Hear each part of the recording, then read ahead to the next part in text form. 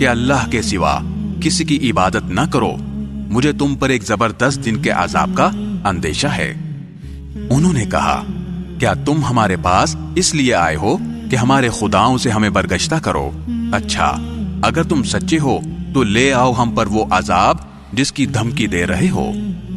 انہوں نے فرمایا، ٹھیک ٹھیک علم تو اللہ کے پاس ہے کہ وہ عذاب کب آئے گا۔ مجھے جو پیغام دے کر بھیجا گیا ہے میں تو تمہیں وہی پیغام پہنچا رہا ہوں۔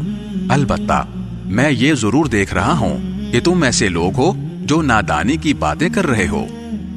پھر ہوا یہ کہ جب انہوں نے اس عذاب کو ایک بادل کی شکل میں آتا دیکھا جو ان کی وادیوں کا رخ کر رہا تھا، تو انہوں نے کہا کہ یہ بادل ہے جو ہم پر بارش برسائے گا۔ نہیں، بلکہ یہ وہ چیز ہے جس کی تم نے جلدی مچائی تھی، ایک آندھی جس میں دردناک عذاب ہے، جو اپنے پروردگار کے حکم سے ہر چیز کو تہس نہس کر ڈالے گی۔ غرض ان کی حالت یہ ہو گئی کہ ان کے گھروں کے سوا کچھ نظر نہیں آتا تھا۔ ایسے مجرم لوگوں کو ہم ایسی ہی سزا دیتے ہیں۔